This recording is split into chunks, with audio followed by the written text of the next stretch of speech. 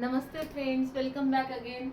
आज हमने ऑलरेडी देख लिया था कि factors affecting on genetic purity, उसकी इनलिस्टिंग देख ली थी। आज हम उसको डिस्क्रिप्ट में देखेंगे।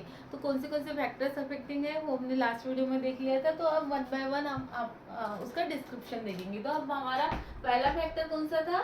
The developmental variation. पहला फैक्टर था developmental variation which is the affects on the genetic purity. Developmental variation, ये जो पहला फैक्टर है, what is mean by developmental variation? तो वेरिएशन हो रहा है। कब वेरिएशन हो रहा है? डेवलपमेंट के टाइप वेरिएशन हो रहा है। तो हम जब भी मल्टीप्लिकेशन करते हैं या फिर हम मल्टीप्लिकेशन है न्यूक्लियस सीड से ब्रीडर सीड से फाउंडेशन सीड से सर्टिफाइड सीड बनाते हैं।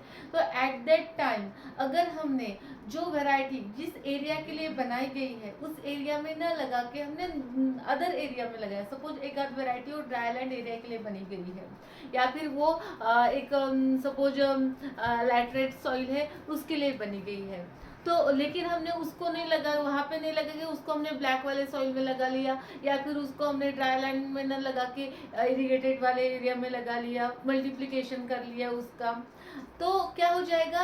It can change there it can variate their characters. वो वेरिएट करेगी अपने कैरेक्टर्स में। अगर हम सपोज ड्राईलैंड एरिया में रहने वाले, अगर हम साउथ इंडियन लोग हैं और हमें अगर हिमालय में जाके छोड़ दिया रहने के लिए, तो पहले तो हम ना रेजिस्ट नहीं कर पाएंगे। धीरे धीरे हमारी बॉडी क्या करेगी? उसके तरह बिहेव करने लगेगी, उसके तरह चेंजेस कर लेगी और हम वहाँ पे रेजिस्ट करने लगेंगे। तो at like that it's happen in that developmental variation. Developmental variation में एक्चुअल में होता क्या है? एक्चुअल में ये होता है कि if the multiplication of the variety, multiplication हमने मल्टीप्लिकेशन जो वैरायटी का है, if not done in the, को कहाँ पे नहीं किया? Not done in the in in the area for which that variety is made. उस एरिया में जिस एरिया के लिए ये वैरायटी बनी गई है, या फिर उसके फैमिलियर एरिया में हमने उसका मल्टीप्लिकेशन नहीं किया और हमने नए एरिया में उसका मल्टीप्लिकेशन किया, नए एरिया में ग्रो किया, तो it will be happening the variated their character. क्या करें? अगर हमने इसको कहाँ पे ग्रो किया? Non non familiar area. Non familiar बोलने से अच्छा है कि हम that area is a new for that variety. In the area, new area जिसके लिए वो बनी ही नहीं है, ओके, जो बनी है वो अलग एरिया के लिए बनी और वहां पे हमने ग्रो किया, तो क्या हो जाएगा? It will be occurs the variation. Variation आ जाएगी उस वैरायटी में। क्या आ जाएगी? चेंजेस आ जाएंगे, कुछ तो भी वेरिएशन हो जाएगा। तो ऐसे उसमें क्या हो जाएगा? जेनेटिक शिफ्ट हो जाएगा। It may be happening the genetic shift. Genetic shift हो जाएगा जिसके कारण क्या होगा? It can change their characters, change it's character. उसके कैरेक्टर को वो क्या कर लेगी? चेंज कर लेगी। अगर एक प्लांट ब्रीडर है, उसने एक वैरायटी बनाई है कि ये वैरायटी ना इतने हाइट में, सपोज एक वैरायटी है उसकी 55 मीटर हाइट है, उस वैरायटी की हाइट, सपोज ये सोरगम की वैरायटी है, सोरगम की वैरायटी का उसने बोला है कि इस वैरायटी की हाइट ना 5 मीटर है, लेकिन उस एरिया में, अगर उस वैरायटी को आप ड्राईलैंड एरिया में लगाते हो, ऐसे एनवायरनमेंट में शॉर्ट डे या फिर पर्टिकुलर डे लेंथ में लगाते हो, तभी जाके ये कैरेक्टर उसने दिए थे। लेकिन हमने उसको लगा लिया कौन से? इरिगेटेड एरिया में लगा लिया, जहाँ पे लॉन्ग डे एनवायरनमेंट है, जब शॉर्ट डे के लिए बनी है और वो लॉन्ग डे एनवायरनमेंट है, या फिर वो जो सॉइल है, it is not a prefer soil for that variety, it is made originally, originally जिस सॉइल के लिए वैरायटी बनाई गई थी, उस सॉइल में न लगा के हमने क्या किया? नए सॉइल में लगाया। तो क्या हो जाएगा? It can change their character. 6 metre बन जाएगी या फिर 4 मीटर बन जाएगी, कुछ तो भी चेंज हो जाएगा। तो एक्चुअल में तो वो कैरेक्टर उसका नहीं था, वो कैरेक्टर 5 मीटर का था, और कैरेक्टर क्या दिखाया उसने? 6 मीटर और 4 मीटर, या फिर चेंज दिखाया, वो 5 मीटर नहीं दिखाया उसने। ओके, कुछ भी दिखा सकता है। तो क्यों हो गया? because it happening due to the new area, that variety is grown into the new area। कभी कभी मल्टीप्लिकेशन के लिए अगर हमारे पास अगर उतना एरिया नहीं होगा मल्टीप्लिकेशन के लिए, तो हम नए एरिया में जाते हैं उसको मल्टीप्लाई करने के लिए। अगर फार्मर की डिमांड बहुत बढ़ रही है और वैरायटी को पसंद कर रहे हो और हमें सर्टिफाइड सीड उसका प्रोडक्शन करना है, अगर हमें सर्टिफाइड सीड पूरे फार्मर के लिए प्रोडक्शन करना है, तो उतना तो सीड हमें बनाना पड़ेगा, और उतना सीड बनाने के लिए हमें उतना एरिया भी चाहिए होगा। लेकिन उतना एरिया हमें उस एरिया में जिसके लिए जहाँ के लिए वो बनाया गया था उस एरिया में नहीं अवेलेबल हो रहा है, तो हम कभी कभी क्या कर लेते हैं, दूसरे एरिया में उसको मल्टीप्लिकेशन की कोशिश कर लेते हैं। मल्टीप्लिकेशन अगर हम नए एरिया में करेंगे तो it can B happening the changes, वो चेंजेस हो जाएंगे, वो क्या करेगा, एडॉप्टेशनल वेरिएशन लाएगा। कौन से वेरिएशन लाएगा, एडॉप्टेशनल वेरिएशन लाएगा। एडाप्टेशनल वेरिएशन यानी उस एरिया को एडाप्ट करने के लिए, क्योंकि वो एरिया तो न्यू एरिया, उस एरिया को एडाप्ट करने के लिए कुछ तो भी जेनेटिक चेंजेस करेगा, और वो जेनेटिक चेंजेस अगर हम फार्मर को देंगे वही वैरायटी, और हमने बोला था कि ये वैरायटी इस कैरेक्टर के लिए, तो वो कैरेक्टरिस्टिक्स वो वैरायटी नहीं शो करेगी। That is the main important factor for the loss of genetic purity, इसलिए ये मेन इंपॉर्टेंट फैक्टर है। इसलिए हमने प्रिकॉशंस कौन से लेनी है, precautions should be taken to grow the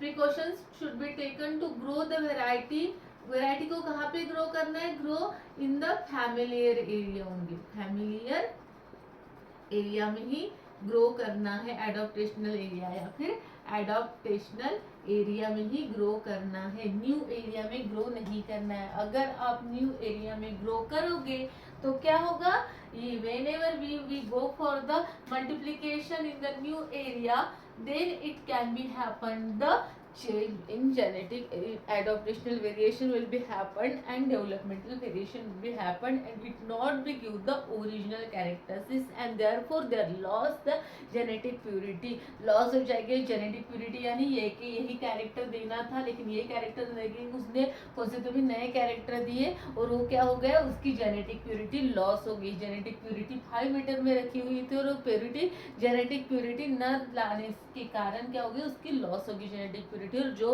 हमने वैरायटी फार्मर के लिए बनाई थी वैसी की वैसी वैरायटी फार्मर को नहीं मिली।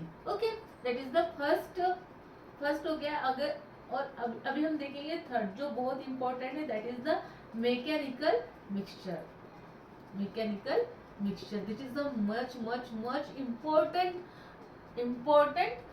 factors which is very fastly lost their genetic purity। सबसे ज़्यादा जो इम्पोर्टेंट फैक्टर है जिसके कारण जो जेनेटिक प्योरिटी लॉस होती है वो होती है किसके कारण, due to the mechanical mixture के कारण। और मैकेनिकल मिक्सचर के चांसेस इतने बढ़ जाते हैं, बहुत ज़्यादा प्रिकॉशंस हमें रखना होता है। मैकेनिकल मिक्सचर आप सोइंग से लेके, कहाँ से, सोइंग से लेके, सोइंग के पहले भी, सोइंग से लेके तो पूरा हार्वेस्टिंग, थ्रेशिंग, पैकेजिंग, सीलिंग, पूरा मार्केट में बेचने तक क्या हो सकते हैं, is the harvesting then packaging के टाइम पे भी हो सकते हैं, ये कैन बी सीलिंग के टाइम पे भी हो सकते हैं। बहुत सारे प्रॉब्लम यानी स्टेप्स है जिसके कारण मैकेनिकल मिक्सचर होगा। मैकेनिकल मिक्सचर यानी it is at the time of the handling of that variety, handling of the seed of that variety और handling the whole plant of that variety, due to the not care और not take care accurately and happening the mixture of that other seeds और other variety. Other seeds mix हो जाएंगे other variety के, या फिर दूसरे crop के seed mix हो जाएंगे, like that happening at the time of the mechanical mixture, and it is the occurrence the chances of the occurring the that mechanical mixture till from the sowing to till up to the packaging, ceiling, harvesting, पूरे time पे हमें, इसके लिए हमें बस क्या करना है, प्रिकॉशंस लेने हैं। प्रिकॉशंस लेने हैं, कब लेने हैं, सोइंग सोइंग के पहले भी हम जब लैंड का इंस्पेक्शन करने के लिए जाते हैं, लैंड रिक्वायरमेंट, तो वहाँ पे कोई वॉलंटियर प्लांट है कि नहीं है वो देखना है। अगर वॉलंटियर प्लांट्स है या फिर प्राइवेट वॉलंटियर प्लांट्स है, नहीं हमने ऑलरेडी बता दिया है, तो वॉलंटियर प्लांट्स है या फिर वीड सीड्स है, उसको पूरे को क्या करना है, क्लीन कर लेना है, ताकि उसके मिक्सचर बाय चांसली हमारे सीड में ना मिक्स हो पाए या फिर आउट क्रॉसिंग ना हो पाए। अगर उसका सीड है और वो जो वो सपोज एबल है, उसी सेम फैमिली का है, या फिर कभी कभी नेचर में कुछ भी हो सकता है, उसके पोलन के हमारे वैरायटी के पोलन के साथ पॉलिनेट ना हो पाए। बहुत सारे चांसेस है, जिसके कारण क्या होता है, there will be the happening of the mechanical mixture. The precautions will be taken at the time of the sowing to till the harvesting. Should not be go for the sowing. Firstly land inspection properly करना है आपको, inspection properly करना है। उसके बाद जो भी weed है, वॉलंटियर प्लांट्स है, उसके बाद हमें रोगिंग करनी है, तो सभी की रोगिंग करनी है। सोइंग के टाइम पे सेम सीड ड्रिल, दूसरे दूसरे वेराइटी के लिए same, should not B use the same seed drill, same seed drill को नहीं यूज करना होगा। ओके, अगर करना है तो उसको प्रॉपरली पहले क्लीन कर लो, देखो चेक करो कि उसमें पहले वाले वैरायटी का हमने जो सीड सोन किया था उसके कोई सैंपल्स या उसके कोई सीड तो नहीं रह गए हैं, उसको पहले चेक करो अच्छे से, उसको क्लीन करो, उसके बाद उस सीड ड्रिल को आपको यूज़ करना है। उसके बाद सोइंग के लिए, उसके बाद whatever that make machineries are use in the crop production technology और the in the hybrid seed production. और seed production should have to take care for clear होनी चाहिए। It should not have to any contaminated any seed और disease seed, contaminated seed और other variety seed should not be the present in that machineries, उसमें नहीं present होना चाहिए। तो इस सभी चीज़ें का हमें ध्यान रखना होगा, तभी जाके हमारी जो हमने वैरायटी बनाई है, वो जो प्लांट ब्रीडर ने इतनी मेहनत करके वैरायटी बनाई है, उसका जेनेटिक प्योरिटी लॉस नहीं होगा। आपको थ्रेशिंग के टाइम पे आपको थ्रेशिंग यार्ड पूरा क्लीन कर लेना है। अगर पहले प्रीवियसली उसी थ्रेशिंग यार्ड पे अगर दूसरा वाला वैरायटी का सीड उस वहाँ पे ही थ्रेश किया गया होगा, तो उसका हमें टेक केयर करना होगा। हार्वेस्टिंग के टाइम पे सबसे ज़्यादा चांसेस बढ़ जाते हैं किसके, मैकेनिकल मिक्सचर के। तो हार्वेस्टिंग के टाइम पे, हार्वेस्टिंग और थ्रेशिंग के टाइम पे हमें क्या कर लेना है, पूरा जो हमें हार्वेस्टिंग प्रॉपरली करनी है, हमें देखना होगा, केयर रखनी होगी कि दूसरे वाला तो लॉट हमने दूसरे के इसमें नहीं डाल दिया, दूसरे वाली वैरायटी हमें एट दैट टाइम हमें 2-3 वैरायटी का हम प्रोडक्शन कर रहे हैं, सीड प्रोडक्शन कर रहे हैं, तो हमें ध्यान में रखना होगा कि उसका तो हमने उसमें सीड नहीं डाल दिया, या फिर हम inbred line hybrid seed production at a time करें तो उसका तो सीड वहाँ पे नहीं डाल दिया है। ये सभी प्रिकॉशंस आपको लेने हैं। Should have to clean the yard, हमें जो यार्ड थ्रेशिंग यार्ड है उसको क्लीन करना है, उसमें कोई सीड तो नहीं रह गए हैं, प्रीवियस वैरायटी की जो अलग वैरायटी थी सेम क्रॉप था उसके सीड तो नहीं रह गए, उसका टेक केयर करना है। सीलिंग के टाइम पे आपको ध्यान रखना है कि हम प्रॉपरली सील कर रहे हैं, कि कुछ अगर हम बैग ले रहे हैं तो उसमें कुछ सीड तो नहीं बचे हुए हैं, प्रीवियस जो सीड अगर पहले वाले सीड हमने उसी बैग में अगर पैक किए होंगे तो उसमें कुछ बचे तो नहीं है। ये सभी प्रिकॉशंस आपको लेनी है। सीलिंग में हो गया, फिर पैकेजिंग के टाइम पे भी बराबर आपको नेमिंग करनी है उसी वाले बैग को। ऐसा ना हो कि हमने दूसरे वाले बैग को दूसरे वाला ही नेम प्लेट दे दिया है, तो ऐसा नहीं होना चाहिए। That's therefore the chances of the mechanical mixture happening is the more and more. If there is अगर वो स्टाफ है जो टेक्निकल स्टाफ, जो हैंडलिंग वाला स्टाफ है, जो टेक्निकल नहीं होगा, उसको सब कुछ चीज़ें नहीं पता होगी, तो अगर उसको दिख तो सेम रही है वैरायटी, कभी कभी क्या होता है 2 वैरायटी सेम ही दिखती है, एक क्रॉप की अगर सोरगम की 2 वैरायटी ले लो तो वो सेम ही दिखेगी, लेकिन उसके जो कैरेक्टरिस्टिक्स है उसमें डिफरेंस होता है, उसके हाइट में डिफरेंस होगा, उसके तो हम सीड के बेस पे उसको नहीं पहचान पाते। तो ये प्रिकॉशंस आपको लेनी होगी कि हम प्रॉपरली उसको मेंटेन करेंगे, उसको नेमिंग करेंगे, उसको लेबलिंग करेंगे, उसको प्रॉपरली हमें हैंडलिंग करेंगे। हैंडलिंग के टाइम पे जो स्टाफ है हमारा, जो टेक्निकल और वेल एजुकेटेड, उसको डिफरेंस समझ में आना चाहिए। तो ये सभी चीज़ें small thing should have to care for the, don't have to go for the mechanical mixture and they should have not the loss of the our genetic purity। तो ये हमें चीजें ध्यान में रखनी होगी।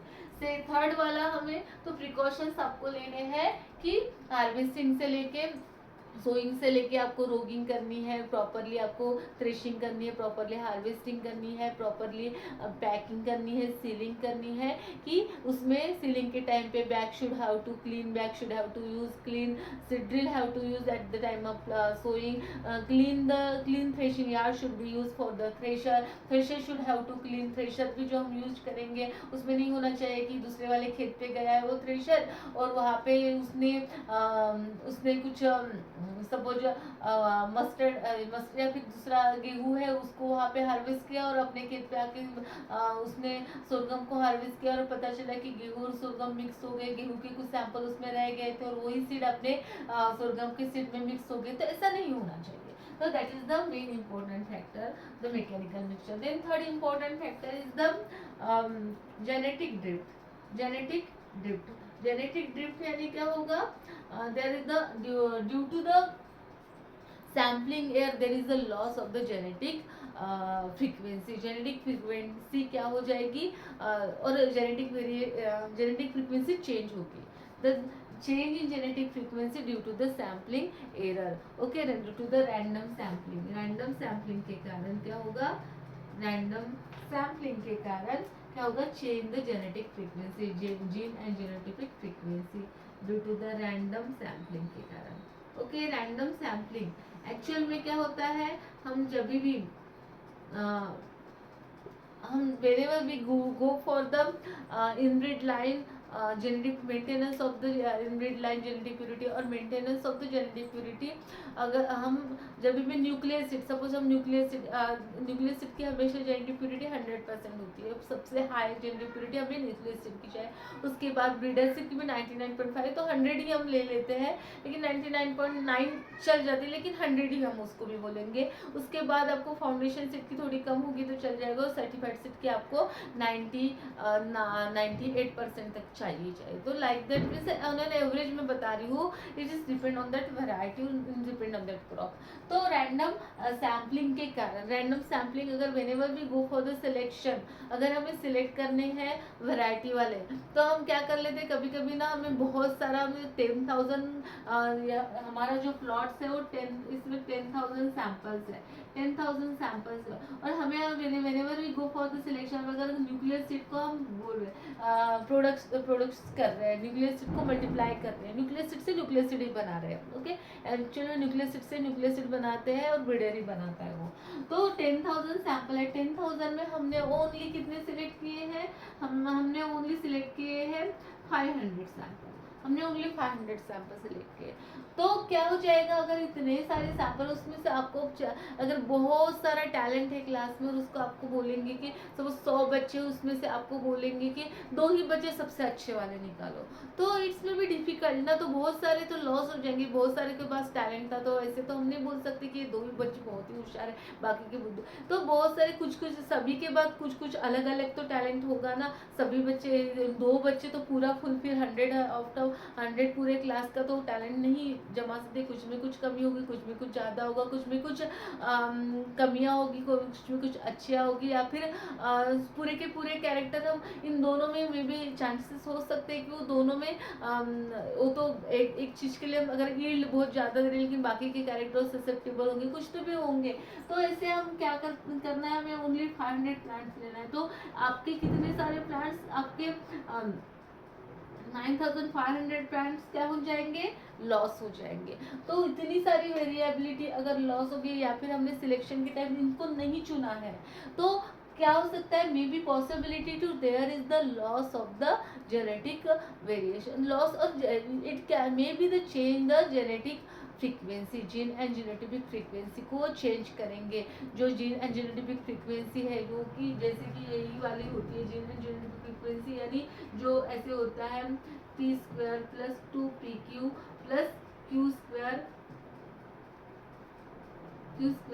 इज इक्वल टू 1, तो ये एक्चुअली में 1 नहीं होगी, इट कैन बी डिफरेंट, वो चेंज हो जाएगी, क्योंकि हम ना पूरा का पूरा नहीं इंक्लूड कर रही है, जो इनमें कुछ कुछ तो भी रह गया होगा ना, 500 में तो सब कुछ नहीं आ जाएगा, तो इनमें जो कुछ रह गया है वो हम क्या करें, स्किप कर रहे हैं। तो due to the random sampling, हमने रैंडम सैम्पलिंग 500 का ही किया है, हमने पूरे के पूरे प्लांट को नहीं सिलेक्ट किया, उसके कारण क्या हो जाएगा, पूरे के पूरे जीन जो सेग्रीगेट हुए हैं, या फिर कुछ तो भी उनमें कुछ हुआ है, या फिर ऐसे कुछ है कि जिनके कारण हमने पूरा का पूरा वेरिएशन या फिर पूरे के पूरे कैरेक्टरिस्टिक्स को हम नहीं कलेक्ट कर पा रहे, नहीं उसको मल्टीप्लाई कर पा रहे, तो at that time there will be the loss, it is called as the loss, change in genetic frequency is called as the genetic drift, इसी को ही बोलते हैं genetic frequency, that is called as the genetic drift. Due to the random sampling, change in genetic frequency is called as the genetic drift. And precautions इसके लिए क्या लेने हैं हमें, precaution should be select the maximum sample, should have to select maximum number of sample, ज़्यादा से ज़्यादा sample, maximum number of sample, ज़्यादा से ज़्यादा सैंपल्स हमें सिलेक्ट करने हैं ताकि स्किप ना हो पाए, जीन जेनेटिक फ्रीक्वेंसी ना चेंज हो पाए, वो पॉपुलेशन के बेस में, जो पॉपुलेशन जेनेटिक्स है उसमें ये होता है जेनेटिक फ्रीक्वेंसी जो, तो उसमें जेनेटिक ड्रिफ्ट होता है, तो ऐसे नहीं होनी चाहिए, हमें एक्चुअल में जितना हमने इंफॉर्मेशन कलेक्ट किया तो वही नेक्स्ट जनरेशन तक जानी चाहिए, तो वही हमारे पूरे फार्मर तक पहुंचनी चाहिए, इसके लिए हमें क्या करना होगा, ज़्यादा से ज़्यादा सैम्पलिंग लेनी होगी। तो ये हमारा थर्ड फैक्टर हो गया। उसके बाद हम फोर्थ फैक्टर ले लेंगे, that is the mutation. Mutation वैसे तो इतना इम्पोर्टेंट फैक्टर नहीं है, because the mutation is a sudden heritable change in sudden heritable change is called as the mutation. Simple definition is sudden heritable change is called as the mutation. Mutation is not happening the major factor, but in the cross pollinated kind it may be happening the major problem. तो actual में क्योंकि जो rate of mutation होता है, वो कितना होता है, rate of mutation is the million में 1 हो सकता है, वह मिलियन और 10,000 में 1 होगा, तो उतना क्योंकि हम 100% बोल रहे हैं, लेकिन अगर न्यूक्लियस सीड है, ब्रीडर सीड है, फाउंडेशन सीड है, सर्टिफाइड सीड में तो हम थोड़ा चल जाता है। तो अगर इसमें 10,000 में एक ही म्यूटेट हो रहा है, 10,000 में से एक म्यूटेशन रेट है, तो इट में भी चांसेस ऑफ द, तो हम एक को नेग्लेक्ट कर भी सकते हैं, क्योंकि बाकी के बाकी सभी हमारे, या फिर हमें क्या करना होगा, और अगर एक दिख भी रहा है तो हमें क्या करना होगा, उसके लिए रोगिंग करनी होगी, that is the precaution should have to done the roguing, it is the major problem in the cross pollinated crop and vegetably propagated crop में सबसे ज़्यादा म्यूटेशन रेट होता है, उसके बाद उससे कम होता है क्रॉस पोलिनेटेड क्रॉप में, उससे भी कम होता है सेल्फ पोलिनेटेड क्रॉप में, तो ये म्यूटेशन रेट होता है। तो mutation rate that is not that much important factor, but it is the important one in the vegetable propagated crop and also in the cross pollinated crop. Suppose the कुछ crop में mutation होता है, तो therefore should have to carefully inspection of that farm, carefully inspect करना होगा production plot का, और roguing करनी होगी time to time, should have to done the rogging and carefully inspect the seed production plot, that is the precautions for the mutation. ये हमारा fourth factor हो गया। उसके बाद हम फिफ्थ फैक्टर लेते हैं। Fifth factor is the minor genetic variation, that is the minor genetic variation.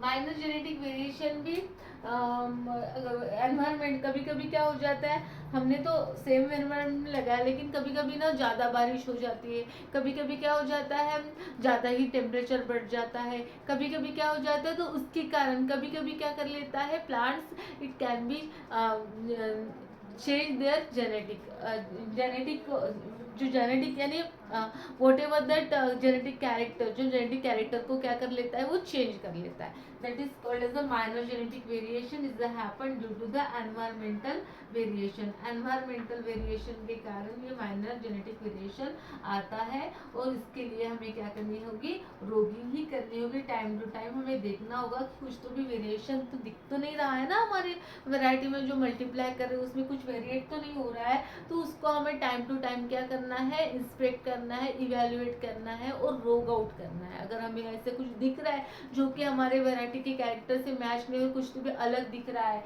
They should have to go for the isolate it and rogue out it.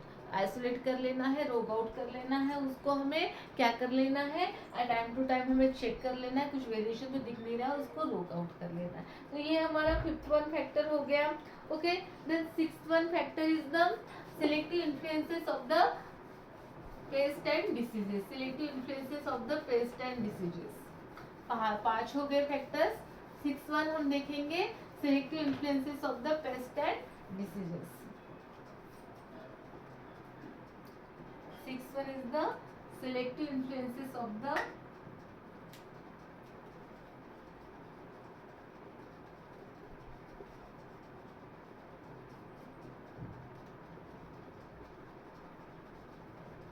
pest and diseases.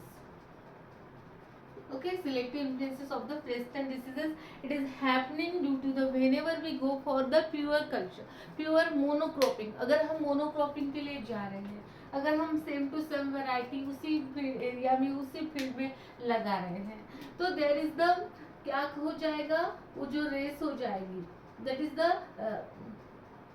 अगर whenever we go for the monoculturing of the specific type of variety of the specific type of crop or the multiplication, then the select to the specific race of the diseases or pests, it may be can be attack on that variety. वो specific race को क्या हो जाएगी, उसको susceptible बना लेगी उस variety को, और पूरी की पूरी race उस variety पे attack कर लेगी. That is called as the selective influences of the pest and diseases. It is happening due to the monoculture or same variety going for the multiplication in the large area, and therefore the race of the specific pest or race of the pest or diseases make susceptible to the that variety. susceptible बना सकती है उस variety को, susceptible बना सकते हैं, या फिर it use as a host for that variety. उस variety को वो host करके use कर सकती है और पूरा अपना disease को क्या कर सकती है, वो जो variety है, it is the influences by that specific type of the diseases pest. तो हमें क्या करना है, इसके प्रिकॉशंस के लिए हमें क्या करना है, whenever we go for the seed production should have to go use the change the land को हमें चेंज करते रहना है. उसके बाद आपको सेम ही क्रॉप को उसी लैंड में नहीं यूज करना है, तो रोटेशन, क्रॉप रोटेशन या फिर रोटेशन बोलने से अच्छा है change the multiplication area, multiplying area.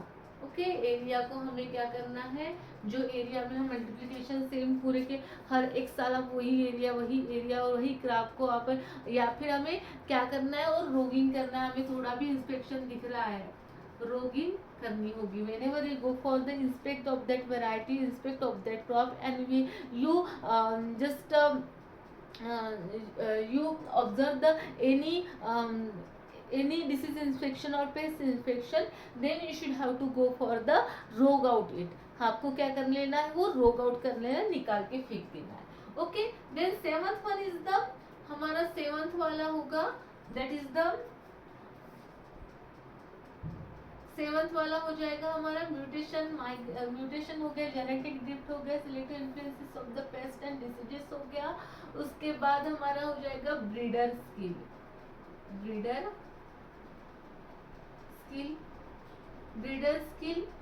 तो ब्रीडर स्किल यानी whenever suppose the breeder is the immature release of the variety,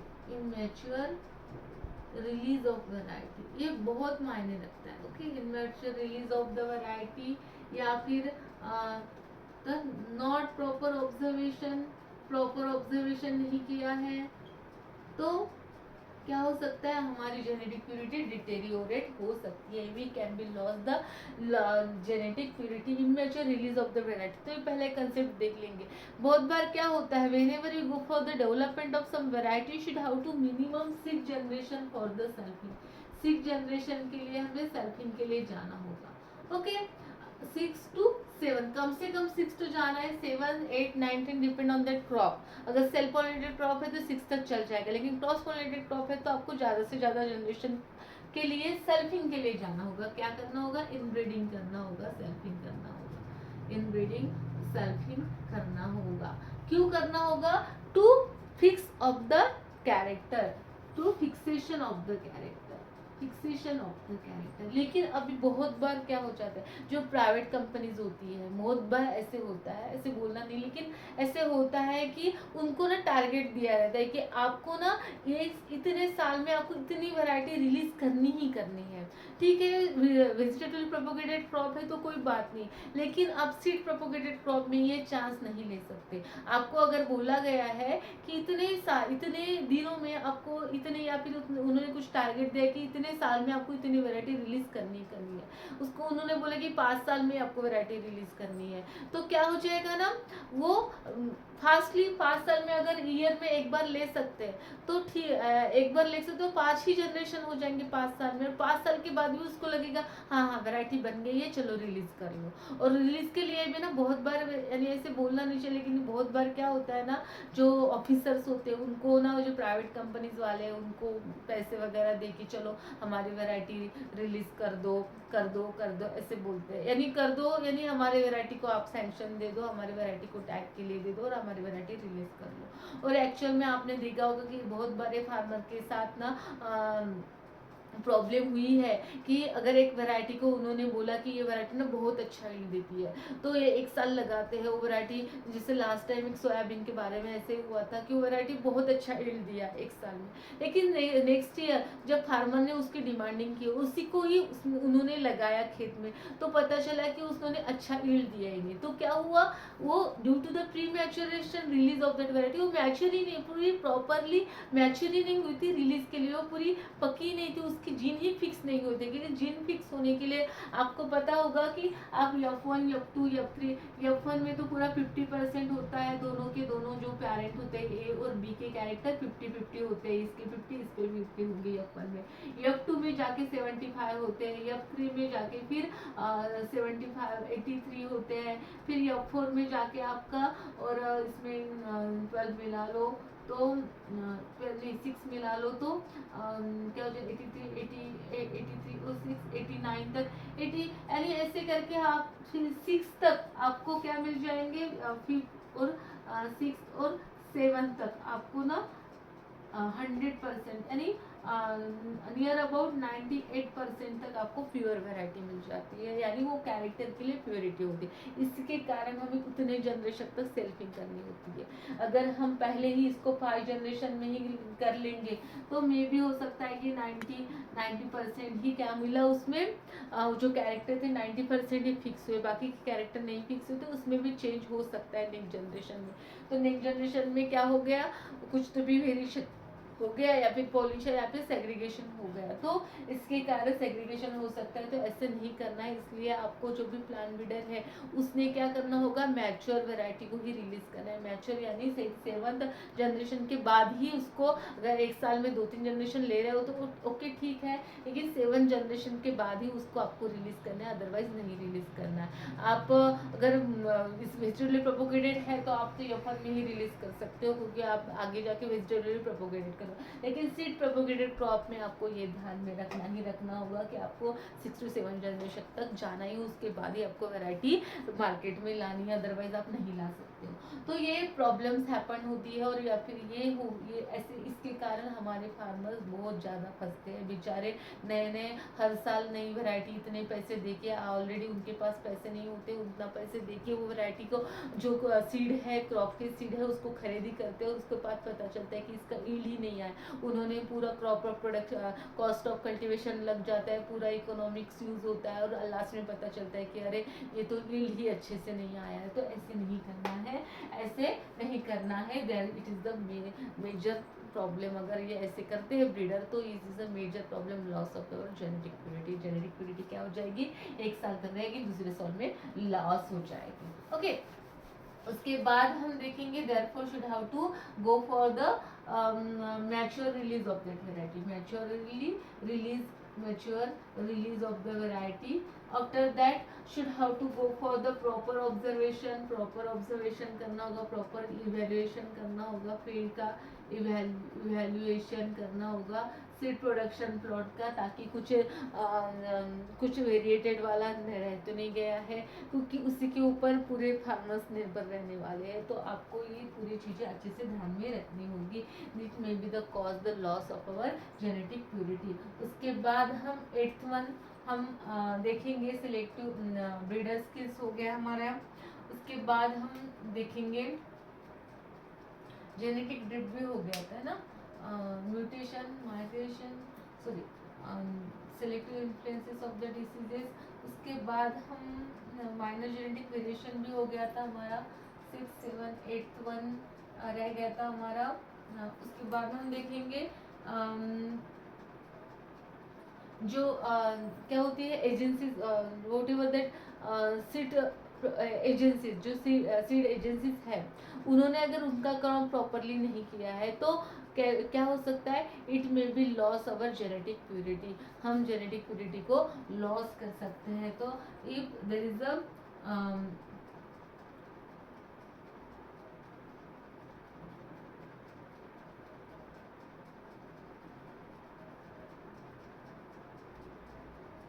ये सबसे इम्पोर्टेंट वाला फैक्टर है।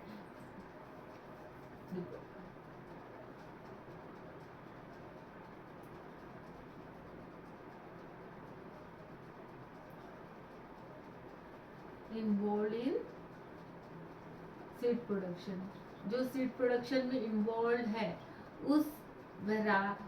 उन एजेंसीज का रोल सबसे इम्पोर्टेंट होता है। एक्चुअल में ये तो फैक्टर नहीं है, लेकिन ये फैक्टर निर्भर होता है इन सभी, ये अगर ये अच्छा नहीं होगा तो ये पूरे के पूरे प्रॉब्लमेटिक हो जाएंगे। तो that is the role of agency involve in the seed production. तो अगर इन्होंने प्रॉपरली ये पूरे के पूरे फैक्टर्स को नहीं हैंडल किया, पहले हम ये वाला देख लेते हैं 9th वन वाला, natural outcrossing.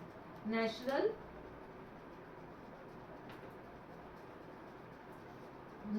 Crossing,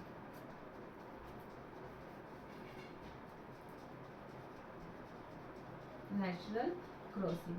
This is also the important factor in regarding to the cross pollinated crop. Cross pollinated crop के regarding this is the important problem, pollinated crops. Okay, actual में क्या होता है, whenever if there is a not proper isolation distance is maintained, if there is a not proper the rogging is done, there is a not properly go for the not properly go for the means evaluation of that seed plot, then there is the happening of the natural outcrossing. अगर pollinating agent से अच्छे से barrier नहीं हो पाया अपना जो seed production plot है, तो आउटक्रॉसिंग में जो भी क्रॉस पोलिनेटेड क्रॉप है, it can B contaminated usually, सबसे ज़्यादा कंटेमिनेट हो सकते हैं। इसलिए हमें क्या करना है, should have to maintain the isolation distance, isolation अच्छे से मेंटेन करना होगा। इसमें बैरियर आइसोलेशन हो या फिर कौन सा भी आइसोलेशन, बॉर्डर रो लगानी होगी, क्या लगाना होगा, बॉर्डर रो लगानी होगी।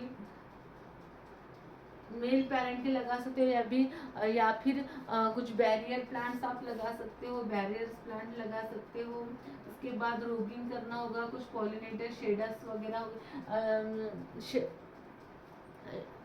शेडर्स वगैरह होते हैं फील्ड में, तो उनको हमें क्या करना है, उसको रोग आउट करना है। तो ये सब बातें हमें करनी होगी to avoid the it is happening the problem in the national cross pollinated crop. It can be happen due to the when the same other crop variety or the pollinating agent is present in there, or we are not go for the flowering, at the time of flowering go for the proper observation। flowering के time पे आपको क्या करना है, proper observation करना है।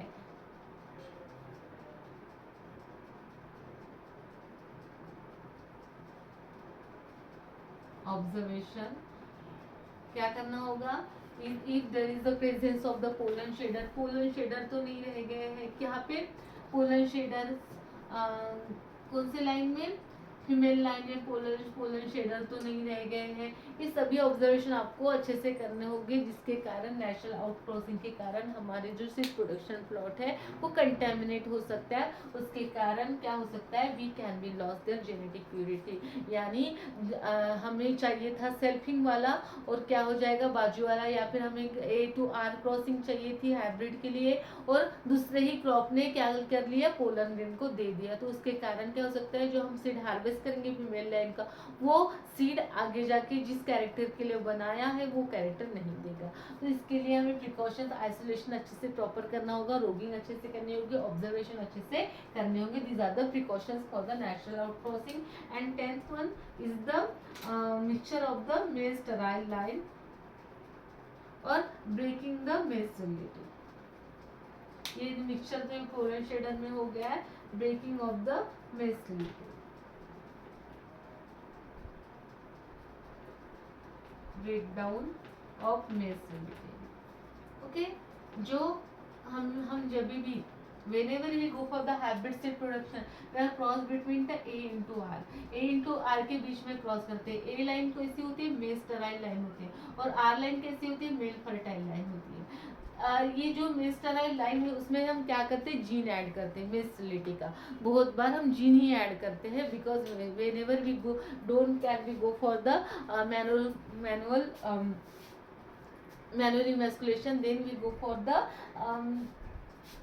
genetic emasculation means the addition of the male gene. हम male gene को ऐड करते हैं, लेकिन कभी कभी जो मेल जीन है अच्छे से वर्क नहीं करते, क्योंकि या फिर ब्रेक डाउन हो जाते हैं, उसका बिहेवियर चेंज कर लेते हैं, तो उसके कारण ये क्या बन जाता है, ये अपने आप ही मेल फर्टाइल बन जाता है। ये क्या बन जाता है, मेल फर्टाइल बन जाता है। और हमें लगा कि ये मेल स्टेराइल है और हमने क्या किया, उसमें कुछ नहीं किया और हमने इसके पोलन ग्रेन इसके ऊपर डाल दिए और हमने सोचा, लेकिन इसके पास खुद के पोलन ग्रेन होने के कारण ये क्या बन जाएगा, सेल्फ वाला सीड बन जाएगा, ना कि हाइब्रिड। हमें क्या चाहिए था, इन दोनों का क्रॉस चाहिए था, लेकिन A इंटू ए बन गया, और A इंटू ए बनने के बाद ये सेल्फ वाला सीड बन गया, और हमें क्या चाहिए था, A इंटू आर, जो कि हाइब्रिड बनने वाला था। तो हाइब्रिड सीड की जगह हमें क्या मिल गया, it's we are having the selfing seed, or that is the problem is happened at the time of the hybrid seed production. Therefore we should go for the properly evaluation of the field. हमें properly evaluate करना है उस field को,